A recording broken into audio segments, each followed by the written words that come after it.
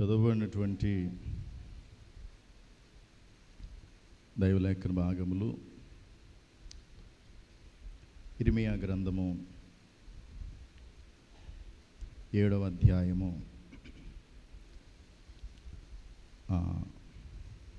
3వ వచనాన్ని చదువుకుందాం.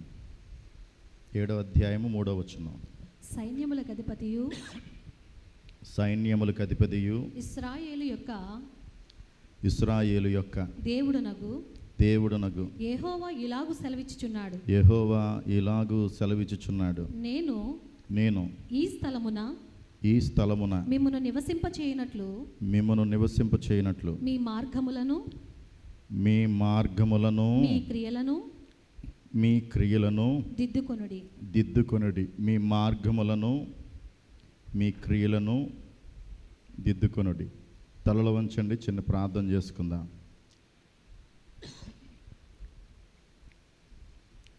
సర్వోన్నతుడా, సర్వసంపన్నుడా, సర్వాధికారి, మా యెహోవా రక్షక, మా విమోచకుడా, మా పోషకుడా, మా సంరక్షకుడా, నీ ఘనమైన ఉన్నత పరిశుద్ధ ప్రశస్త నామమునకు శతకోటి వందనాలు చెల్లిస్తూ హోలీ ట్రినిటీ ఏ క్లాస్ ప్యారిష్ రాజమహేంద్రవరం నీ సంఘమును బట్టి, ఈ ఆరాధన సమయమును బట్టి, నీ మాటలు వినే సమయం మాకు వినిపింప చేయండి. నాతో మాతో మీరుండండి. యేసు నామమున ప్రార్థించుచున్నాము తండ్రి, ఆమేన్. మన రక్షకుడు, విమోచకుడు, గొప్ప గొర్రెల ప్రధాన కాపరి అయినటువంటి యేసుక్రీస్తు వారి దివ్యమైన నామమునకు ఘనత, మహిమ, ప్రభావాలు దైవనామానికి ప్రథమముగా ఆపాదిస్తూ యేసు ప్రభుల వారి పరిశుద్ధ నామమున దైవానికి స్తుతులు. మీ అందరికీ కూడా హృదయపూర్వకంగా పేరు పేరున అందరికీ కూడా వందనాలు ప్రభుని పేరిట తెలియచేస్తూ ఉన్నాను. ఈనాటి ధ్యాన అంశాన్ని ప్రభు మనతో ఈరోజు మాట్లాడే మాటలు, మనం వినవలసిన మాటలు, మన హృదిలో, మన మదిలో, మన జీవన విధానములో, మన ఆధ్యాత్మికతలో ఈరోజు ప్రభు మాట్లాడే మాటల వైపు మనం మనసును లగ్నము చేస్తూ ఉన్నప్పుడు, ఇక్కడ సైన్యములకు అధిపతియగు ఇశ్రాయేలు యొక్క దేవుడు, సైన్యములకు అధిపతియగు ఇశ్రాయేలు యొక్క దేవుడగు యెహోవా ఇలాగు సెలవిచ్చుచున్నాడు. ఎలాగు సెలవిచ్చుచున్నాడు? అక్కడ మాట్లాడినటువంటి కొన్ని విషయాలను మీరు చూస్తున్నప్పుడు 3 టెక్స్టులకు మూలవాక్యాలు ఏంటంటే ఇర్మియా 7:3, హెబ్రీ 3:7-8 మరియు మత్తయి 11:20 వచనాలు. ఈ 3 సందర్భాలు, మత్తయి 11:20 వచనానికి మీరు ఒకసారి వెళితే అక్కడ 20వ వచనం ముగింపు మాట మీరు గమనిస్తే, ఆయన వారి నిట్లు గద్దింపసాగెను అనేటటువంటి మాట. ఇర్మియా 7:3లో ఏం చెప్పుకున్నాం? సైన్యములకు అధిపతిగా ఇశ్రాయేలు యొక్క దేవుడగు యెహోవా ఇలాగూ సెలవిస్తున్నాడు. ఆయన మాట్లాడుతున్నాడు. సువార్త పాఠంలో ఏముంది? ఆయన వారి నిట్లు, ఆయన మాట్లాడుతున్నాడు, ఆయన గద్దింపు. ఇంకా మీరు హెబ్రీ పత్రికలో కూడా మీరు చూస్తే 3:7-8లో నేడు మీరు ఆయన శబ్దము వినిన ఎడల, ఎక్కడ చూచినా ఎవరు మాట్లాడుతున్నారు? దేవుడు మాట్లాడుతున్నాడు. సైన్యముల అధిపతిగా యెహోవా మాట్లాడుతున్నాడు. ఆయన వారిని ఇట్లు మాట్లాడుతున్నాడు. నేడు మీరు ఆయన శబ్దం వినాలా. ఈరోజు దేవుడు మాట్లాడుచున్న మాటలు. ఈరోజు అంశం ఏమిటంటే దేవుని హెచ్చరిక. అంటే ఎక్కడైనా 3 పాటల్లో కామన్గా నేడు మీరు ఆయన శబ్దం, ఆయన వారిని ఇట్లు, సైన్యములకు అధిపతిగా యెహోవా ఇలాగు. ఎక్కడ చూసినా దైవమై ఉన్న దేవుడు ఆయన సమాజముతో మాట్లాడుతున్న మాటలు, దేవుడై ఉన్న దేవుడు ఆయన సంఘముతో మాట్లాడుతున్న మాటలు, అదే మాటలు దేవుని హెచ్చరిక. ఈరోజు దేవుని హెచ్చరిక అనేటటువంటి అంశం ఎంతైనా పాఠములకు సరిపోయే భావం. మన అంశం దేవుని హెచ్చరిక లేక దేవుని గద్దింపు. ఈ పాఠమును అనుసరించి 3 లేఖనాలకు కూడా 3 అనుసంధానమైనటువంటి సబ్ టైటిల్స్ మనం వినేటటువంటి తలంపు. 3 మాటలు ఏంటంటే దేవుని హెచ్చరికలో మొదటి మాట దేవుని ఆలయమునకు వస్తూ మార్గములు దిద్దుకోకపోతే. మొదటి మాట. రెండవ మాట, దేవుని వాక్యము వింటూ మీ హృదయము కరగకపోతే. మూడో మాట, దేవుని అద్భుతములు చూస్తూ మీరు మారు మనసు పొందకపోతే. ఒకటి దిద్దుకోకపోతే, రెండవది కరగకపోతే, మూడవది మార్పు పొందకపోతే. మొదటి దాంట్లో మార్గాలు, రెండో దాంట్లో హృదయం, మూడో దాంట్లో మనసు. మొదటి దాంట్లో ఆలయానికి వస్తూ, రెండో దాంట్లో ఆయన వాక్యము వింటూ, మూడో దాంట్లో ఆయన అద్భుతాలు చూస్తూ. దిద్దుకోకపోతే, కరగకపోతే, మార్పు పొందకపోతే, దేవుని హెచ్చరిక అనే హెచ్చరిక జారీ చేయబడ్డాక కూడా మన ప్రవర్తనలు, మన జీవన విధానాలు దేవుని మాటలకు తగినట్లు లేకపోతే జరభద్రం. అలాంటి వారి గురించి ఈరోజు దేవుడు మాట్లాడుతూ ఉన్నాడు. ఇప్పుడు మొదటి మాట చూద్దాం. మొదటి మాట, దేవుని హెచ్చరిక ఏంటంటే దేవుని ఆలయానికి వస్తూ కూడా మార్గములు దిద్దుకోకపోతే.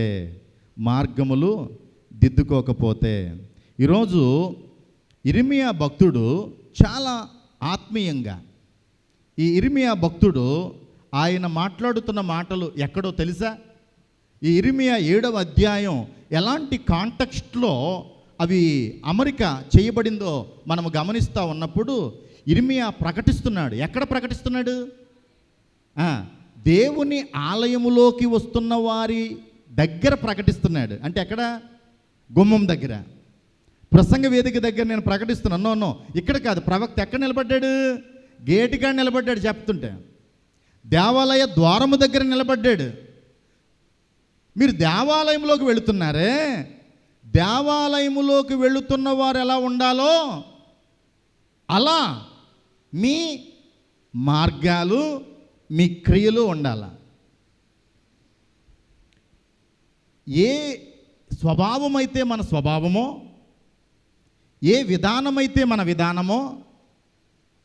ఒక క్లాస్ టీచరు క్లాస్కి వెళుతుందంటే క్లాసులో ఏం చెప్పాలా? పాఠాలు చెప్పే ఆ గుణం, ఆ గణం, ఆ సిద్ధపాటు, ఆ టాలెంటు, ఆ తలంత అంతా ఉంటుంది. విద్యార్థి క్లాస్కి వెళుతున్నాడంటే టీచర్ చెప్పేవి వినాలా, పరీక్షల్లో అవి వ్రాయాలా. ఆ ప్యాటర్న్ ఎక్కడ పాడైపోయినా అలా జీవితం విద్యార్థి అది సరిగ్గా వెనక ఉంటే పరీక్షలు ఏమవుతాడు?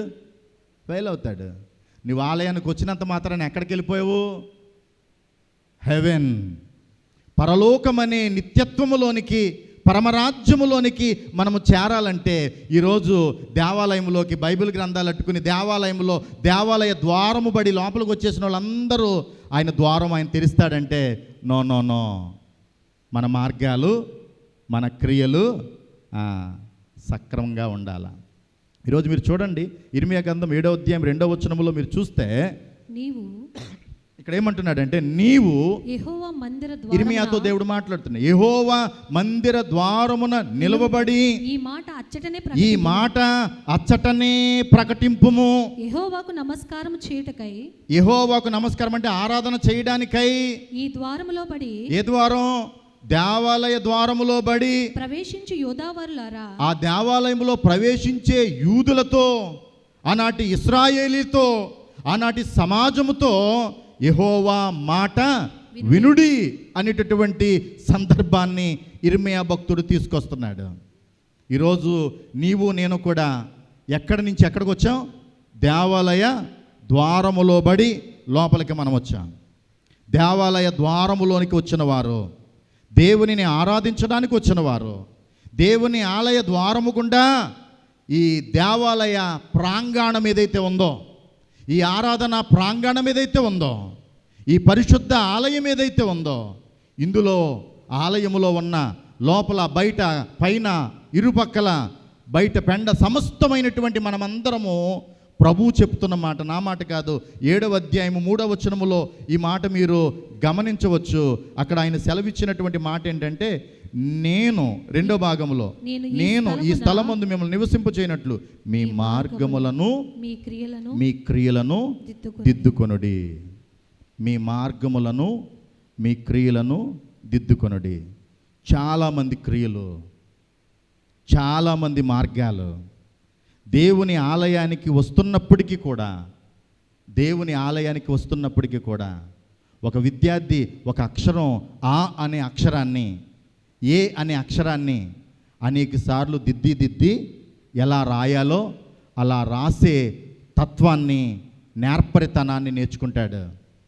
ఎన్నిసార్లు ఆరాధించావు ఈ ఆలయంలో, ఎన్ని ప్రసంగాలు విన్నావు ఈ ఆలయంలో, ఎంతమంది కాపరులు నువ్వు చూస్తుండగా మారిపోతున్నారు. భూషణ కుమార్ గారు మారిపోయారు, ఇంకో కొత్త పాస్టర్ గారు వచ్చారు, అంతకుముందు ఇంకో పాస్టర్ గారు మారిపోయారు.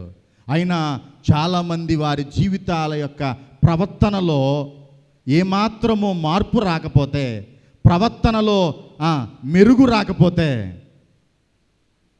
ప్రవర్తనలో మెచ్యూరిటీ రాకపోతే, ఆత్మీయతలో ఎదుగుదల లేకపోతే, దేవునిలో ఎదుగుదల లేకపోతే, మీ మార్గములో మీ క్రియలు ఇంకా దిద్దుకోకపోతే, మీ మార్గములో మీ క్రియలు ఎలా దిద్దుకోవాలంటే ఇక్కడే చెప్పాడు కొన్ని విషయాలు. దేవుని ఆలయానికి వచ్చేవారు వారి క్రియలు ఎలాగుండాలని ప్రభువు మాట్లాడుతున్నాడంటే, మీకు ఒక 4 విషయాలు ఉన్నాయి ఇందులో. చదివిన టెక్స్ట్లో మీరు చూడొచ్చు.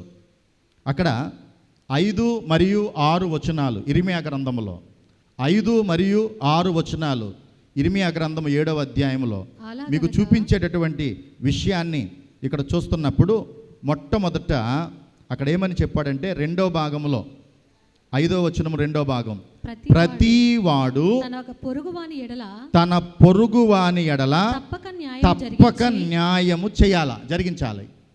మొదటి క్రియ ఏంటి? దిద్దుకోవలసిన క్రియ ఏంటి? సరి చేసుకోవలసిన క్రియ ఏంటి? మారవలసిన పరిస్థితి ఏంటి? అక్కడ ఖచ్చితంగా అమ్మ, తల్లి, నాయన, మీ పక్క వారి పట్ల, మీ పొరుగు వారి పట్ల తప్పక ఏం చేయాలా? న్యాయము జరిగించేవానిగా. ప్రతివాడు తన పొరుగువాని పట్ల తప్పక అందులో ఉండవలసిన స్థితి ఏంటంటే న్యాయము జరిగించు. పొరుగువారి పట్ల ఏమాత్రము అన్యాయముగా ఉండొద్దు. పొరుగువారి పట్ల ఖచ్చితముగా న్యాయము జరిగించు. 2వ మాట ఇక్కడ ఏమని మాట్లాడుతుందంటే 6వ వచనములో, పరదేశులను తండ్రి లేని వారిని విధవరాండ్లను బాధ పెట్టొద్దు. నిస్సాయ స్థితిలో ఉన్నవారు ఎవరైతే ఉన్నారో, చేయూత అందించవలసినటువంటి బడుగు బలహీన స్థితిగతులు ఎవరికైతే ఉన్నాయో, ఎవరికైతే రిక్వైర్మెంట్, కనీస అవసరతలు ఎవరికి రిక్వైర్మెంట్ అవసరమో అలాంటి వాళ్ళు ఉసురు నీవు పోసుకోవద్దు. తండ్రి లేని వారు ఎవరున్నారు? పరదేశులుగా ఉన్నవారు ఎవరున్నారు? విధవరాండ్లు ఎవరైతే ఉన్నారో, ఒకరి మీద ఆధారపడవలసినటువంటి పరిస్థితులు ఎవరైతే ఆ భేద స్థితి ఉందో వాళ్ళని ఏం చేయొద్దు, బాధ పెట్టకు దయచేసి. మూడో విషయం ఏముందంటే ఈ చోట 6వ వచనంలో 2వ భాగంలో ఈ చోట నిర్దోషి రక్తము చిందింపకయు. జరభద్రం. నిర్దోష రక్తము అంటే వాడు నీతిమంతుడైనప్పుడు, వాడిలో యథార్థత ఉన్నప్పుడు వాడి జోలికి నువ్వు దయచేసి వెళ్ళబోకో, అది నీకే ప్రమాదం.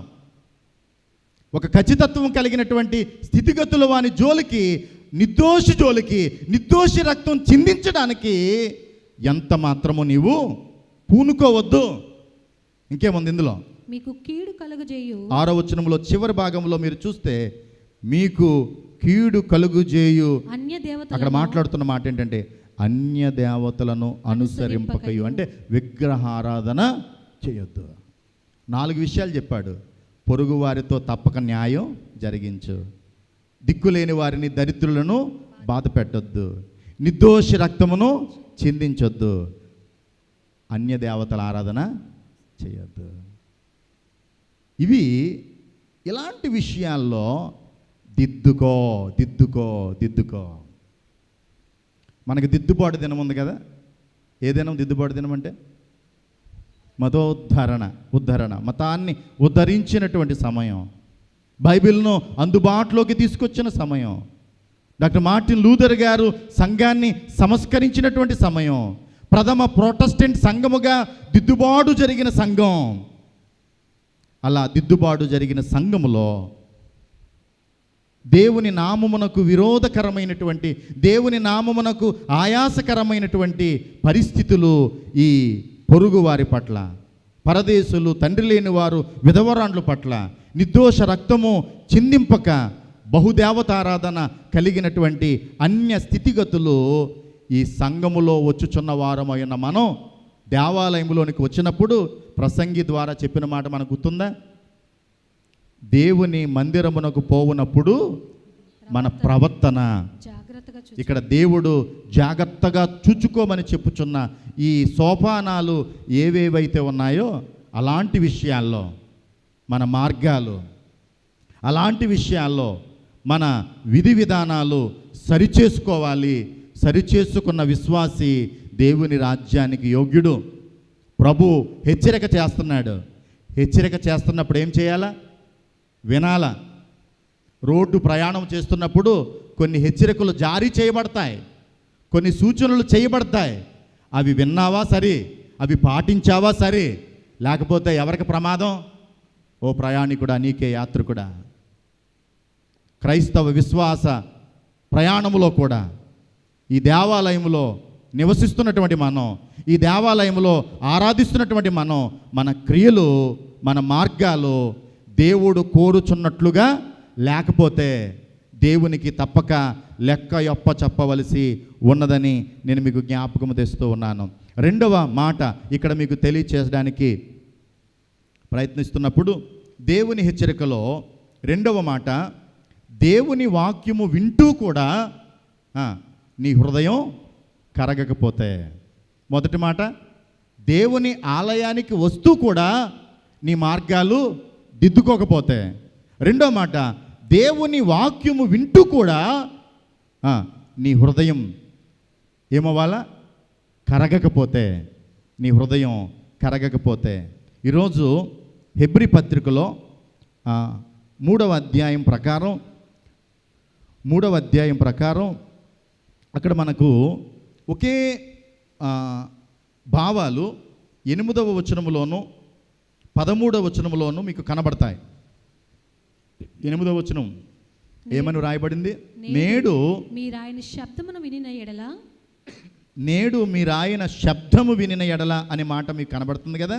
అలాగే 15వ వచనానికి కూడా 13వ వచనానికి కూడా వస్తే నేడు మీరాయన శబ్దమును, అక్కడ కూడా యాజ్ యూజువల్గా నేడు మీరాయన శబ్దము వినిన ఎడల మనం చెప్పుకున్న మాట, దేవుని వాక్యము వింటూ మనం ఆయన శబ్దం అంటే ఏంటి? ఆయన స్వరం, ఆయన మాట, దేవుని మాట, దేవుని వాక్యం, ఆయన వాక్యము ద్వారా ఏమి తెరవబడాలా? ఏ తలుపులు తెరవబడాలా? ఏమండి? దేవుని వాక్యం ఎక్కడ పెట్టుకోవాలా? ఈ చెవిలో పెట్టుకోవాలి అయ్యగారు, ఈ చెవిలో నుంచి విడిచిపెట్టాలి అయ్యగారు. పాత పాఠం, ఇది పాఠం మనకు బాగా తెలుసు. మానవ హృదయాలు దేవుని వాక్యము విత్తనముగా చెప్పే మాట మనకు తెలుసు. ఈ విత్తనము ఎక్కడ పడాలా? చెవిలో పడాలా? చెవిలో నుంచి మొలకలు రావాలా? ఎక్కడి నుంచి రావాలా? హృదయములో కదా. నేల ఏం చెప్పాడు? హృదయం అనే నేల. వాక్యం అనే విత్తనం ఎక్కడ పడాలా? హృదయములో పడాలా. హబక్కు అంటాడు కదా, హృదయం అనే పలక మీద. వాక్యం రాయబడవలసిన స్థలం, వాక్యం ఉండవలసిన స్థలం, వాక్యం ఎదగవలసిన స్థలం ఎక్కడ? హృదయం. చాలామంది హృదయాలు ఎలాంటి హృదయాలంటే, అబ్బో, వారి హృదయాలు బండబారిన హృదయాలు ఉంటాయి. కొంతమంది హృదయాలు ఎలాంటి హృదయాలంటే, ప్రభువు అన్నాడు, అవి రాతి హృదయాలు, రాతి నేలలు. చాలామంది హృదయం గురించి ఇక్కడ ఈ మాట మీకు ఉంది ఆల్రెడీ. నా మాటలు ఇక్కడ కాదు, ఇక్కడ చెప్పబడినటువంటి తలంపులు, ఉద్దేశాలు ఖచ్చితత్వముగా ఇక్కడ తెలియచేయబడినటువంటి విషయాలు మీకున్నాయి. 13వ వచనములో 13, 15 కలిసి ఉన్నాయి. ఆ 15వ వచనం ఎదురుగుండా మీరు చూస్తే, మీ హృదయములను కఠినపరచుకొనకూడని ఏమని మాట్లాడుతున్నాడు చూడండి ఇక్కడ. మీ హృదయములను కఠినపరచుకొనకూడని ఆయన చెప్పెను గనుక. ఆయన చెప్తున్నాడు. చాలామంది హృదయాలు ఏం చేసుకోవద్దని. ఇండైరెక్ట్గా అందులో ఏముంది? కొంతమంది హృదయాలు కఠినమైన హృదయాలు, కఠినత్వముతో నిండిన హృదయాలు. అంటే నీవు ఆయన వాక్యం వింటూ కూడా నీవు అలాగుంటున్నావా? అదేంటి నీ పరిస్థితి? ఆయన వాక్యం పడితే ఏమవ్వాలా? ఆయన వాక్యములో ఏముంది? ఆయన వాక్యములో ఉండవలసిన సారం, ఆయన వాక్యము ద్వారా కలిగే ప్రయోజనత్వం, ఆయన వాక్యము ద్వారా తప్పక ఎలాంటి హృదయమైనా కరగాల, ఎలాంటి హృదయములోనైనా ఆ విత్తనము మొలక రావాలా. శ్రేష్టమైనటువంటి దేవుని వాక్యాన్ని విత్తనాలతో పోల్చి అన్ని గింజల్లో కూడా ఆ ఆవగింజతో పోలుస్తాడు. ఆవగింజ అది ఎంత గింజ? చాలా చిన్నది. అది ఎంత చిన్నదైనా అది దేవుని వాక్యం. ఆ వాక్యములో జీవమున్నది. ఆ జీవము లోకమునకు వెలుగై ఉన్నది. ఆ వెలుగు నీ జీవితంలోకి రావడానికి ఈ జీవమై ఉన్న వాక్యము నీ హృదయంలో పెట్టుకుని అక్కడ రాతిగా ఉంటే, అది బండబారిన కఠినమైన నేల అయితే, ఆ వాక్యం ఏమైపోద్ది? చాలామంది మనసు వాక్యాల మీద పెట్టేవాళ్ళని బట్టి వందనాలు, పెట్టని వారి సంగతి. వాక్యాలు వినేవారిని బట్టి వందనాలు, వినని వారి సంగతి. వాక్యాలను అనుసరించే వారిని బట్టి వందనాలు, అనుసరించని వారిని బట్టి. హృదయాలను కరిగించుకునే వారిని బట్టి వందనాలు, కరిగించుకోలేని వారి పరిస్థితిని బట్టి. నేడు మీరు ఆయన శబ్దము వినిన ఎడల, మీరు ఆయన శబ్దమును విని మీ హృదయములు కరిగిన ఎడల. ఈ మాట మనకు తెలుసు కదా. నేడు మీరు ఆయన మాట వినిన ఎడల మీకు ఎంతో మనకు మేలుగా ఉండడానికి, నీకు మేలుగా ఉండడానికి, నీ ఇంటికి మేలుగా ఉండడానికి, నీ ఇంటంతటికి ఆశీర్వాదకరంగా ఉండడానికి నా మాటలు వినొద్దు, దేవుని మాటలు అయితేనే విను. అవి దేవుని మాటలను అనిపిస్తేనే, అవి దేవుని సంబంధిత ఉద్దేశాలు అయితేనే. అక్కడ లూదియా తప్పకుండా ప్రభు మాటలు ఆమె లక్ష్య పెట్టిన దాన్ని బట్టి ఆమె హృదయం ఏమైంది? తెరవబడింది. ఈరోజు నీ హృదయం తెరవబడినట్లు, నీ కుటుంబములో ఆయన జీవితము ఉద్దేశములు ఉన్నతంగా ఉండునట్లు, ప్రభు యొక్క కృపానుసారమైనటువంటి జీవితాలు నీ జీవితములో ఉండునట్లు నీ హృదయం ఏం చేసుకోక, నీ హృదయాన్ని కఠినపరుచుకోక, నీ హృదయాన్ని కరిగించుకో. ప్రభు వాక్యముతో నింపుకో. ప్రభు ఉద్దేశాలతో నీ హృదయాన్ని తప్పకుండా సమీపింప చేయగలిగిన ఉద్దేశాలు నీకు రావాలా. దేవుని వాక్యానికి చెవిని పెట్టి, దేవుని వాక్యానికి హృదయము దాకా దాన్ని తీసుకోకుండా చాలామంది వారి వ్యక్తిగత లోకానుసారమైన మాటలకు చాలా చెవులు పెడతారు, చాలా ఉన్నతంగా వారి హృదయాల్లో చేర్చుకుంటారు. మంచిని మాత్రం చాలాసార్లు చేర్చుకోరు, దేవుని మాటలు మాత్రం చాలాసార్లు స్వీకరించరు. ఒక సందర్భం మీకు చూపిస్తాను. 2వ తిమోతికి రాసిన పత్రిక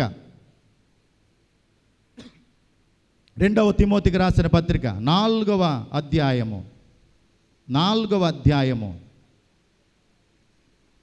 ఇక్కడ గమనించేటటువంటి విషయం 3వ వచనాన్ని గనక చూస్తే, ఎందుకనగా ఇక్కడ ఏమని మాట్లాడుతున్నాడో మీరు గమనిస్తూ ఉన్నప్పుడు, ఎందుకనగా జనులు హితబోధన సహింపక, ఏమంటున్నాడో ఇక్కడ చూడండి. చాలా చక్కగా పౌలు తిమోతికి రాస్తున్నాడు. జనులంట హితబోధను అక్కడ నెంబర్ పైన 6 అని తల మీద వేసి అక్కడ కింద ఏమన్నాడు? ఆరోగ్యకరమైన బోధ. హితబోధ అంటే ఏంటి? ఆరోగ్యకరమైన బోధ. హిత మంచి, ఆరోగ్యకరమైనది, శ్రేష్టమైనది. ఆ శ్రేష్టమైన ఆరోగ్యకరమైన బోధను ఏం చేయక? సహింపక. మంచి బోధను సహింపక. మరేంటి? దురద చెవులు గలవారై. ఎలాంటి చెవులంట? దురద చెవులు గలవారై తమ స్వకీయ దురాశలకు అనుకూలమైన బోధకులను. ఎలాంటి బోధకులను? తమ స్వకీయ అనుకూలమైన బోధకులను తమ కొరకు పోగు చేసుకునేటటువంటి సమాజాలు ఉంటా ఉన్నాయి. నీకు అనుకూలంగా చెప్పేది కాదు దేవుని వాక్యం, నిన్ను మెప్పి చూపించేది కాదు దేవుని వాక్యం. దేవుని వాక్యం, దేవుని యొక్క ఉద్దేశాలు, పరిశుద్ధాత్మ దేవుడు వినిపించవలసినటువంటి మాటలు. నీకు ఏ మాటలు వినిపించబడాలో, నీకు ఎలాంటిది ఆరోగ్యకరమైనదో, సర్వలోకానికి అందచేయబడేటటువంటి దేవుని వార్త ఎలాంటి వార్త అని చెప్పబడిందంటే సువార్త. ఆ వార్త సు అంటే మంచి వార్త, నీకు ఆరోగ్యకరమైన వార్త, నిన్ను పరలోక రాజ్యానికి చేర్చే వార్త. ఆ చేర్చే వార్త ఎక్కడ నాటాలా? హృదయములో నాటబడాలా. నీ హృదయములో నాటబడడానికి నీ హృదయం ఎలాంటి నేలగా ఉండాలా? కఠినంగా ఉంటే మంచిదా? కరిగిపోయే హృదయం అయితే మంచిదా? కదా.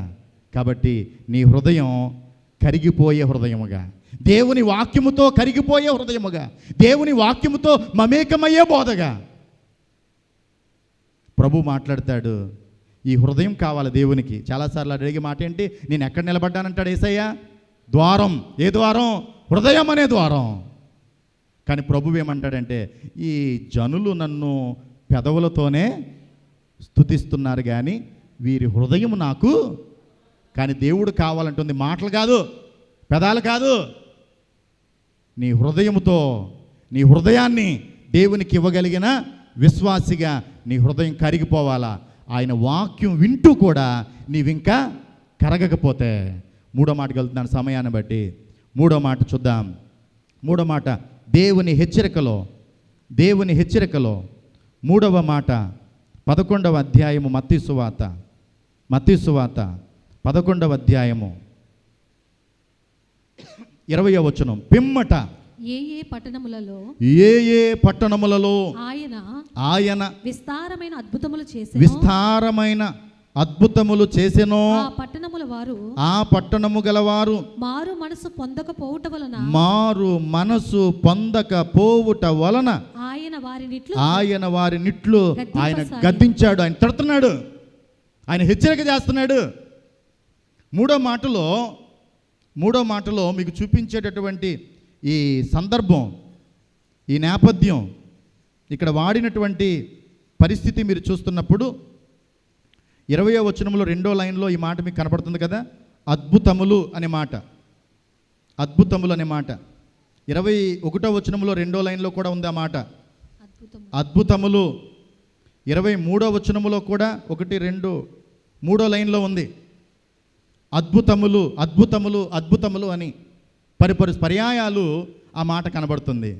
ఇందాక మనం చూసిన మాట, మొదటి మాట ఏంటి? దేవాలయానికి వస్తూ కూడా మీ మార్గాలు దిద్దుకోకపోతే. 2వ మాటలో దేవుని వాక్యం వింటూ కూడా మీ హృదయం కరగకపోతే. ఇప్పుడు 3వ మాటలో దేవుని అద్భుతాలు చూస్తూ కూడా మీ మనసులు మారకపోతే. అద్భుతాలు చూచినా మారవా? నా యేసయ్య పేరు ఈ లోకములో ఆయన పుట్టక మునిపే యెషయా ప్రవక్త ద్వారా ప్రవచించిన మాట. ఆశ్చర్యకరుడు కదా, అద్భుతములు చేయు దేవుడు, అద్భుతములు చేయు దేవుడు. దేవుని అద్భుతాలు, దేవుని ఆశ్చర్యాలు, దేవుని ఉన్నతమైనటువంటి ఆయన కార్యాలు వర్ణనాతీతం, విస్తారమైన కార్యాలు. ఆయన ఎంత అద్భుతాలు చేయగలడంటే, ఆయన ఎంత అద్భుతాలు చేయగలడంటే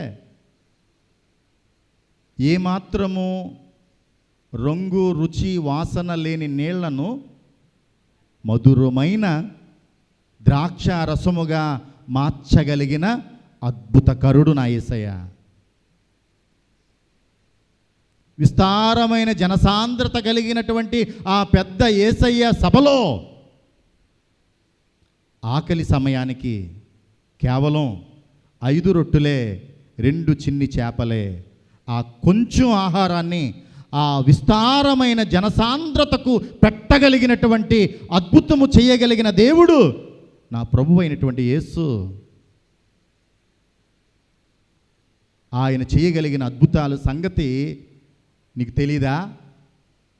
నీకు తెలిసినప్పటికీ నీవు మారకపోతే, నీ మనస్సు మారకపోతే ఆయన ఏమైనా చేయగలడు. ఎంత వైరల్ అయింది ఆ పాట. ఆయన చేయగలడు, ఆయన ఏమైనా చేయగలడు, ఆయన ఏమైనా చేయగలడానికి ఆయన అంత అద్భుతకరుడు. నీకు అర్థమవుతుందా?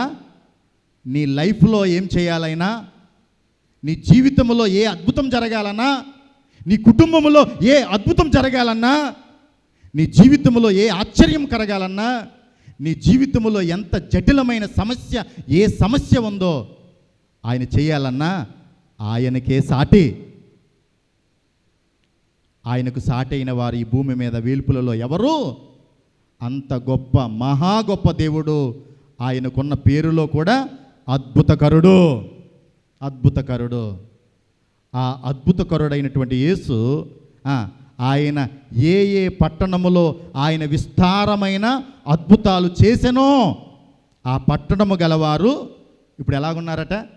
హోలీ టింటీలో ఎలాంటి వారముగా ఉంటున్నామంటే, ఎన్ని అద్భుతాలు చూచినా కూడా, ఎన్ని ఆశ్చర్యాలు చూచినా కూడా మన మనసు ఎక్కడ గొంగలి అక్కడే పాస్టర్ గారు అన్నట్టు మనం ఉంటే, అలాంటి పరిస్థితులు, ఆయన చేయగలిగిన గొప్పలు, ఎన్ని స్వస్థత కార్యాలు చేశాడు నీకు, ఎన్ని ఆరోగ్యకరమైన పరిస్థితులు. ఆయన చెప్పాడు కదా, ఆరోగ్యకరమైన బోధ.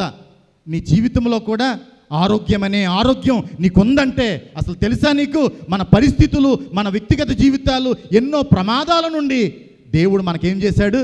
అద్భుతాలు చేశాడు, అద్భుతాలు చేశాడు. అద్భుతాలు చూసినా కూడా నీవు మారవా?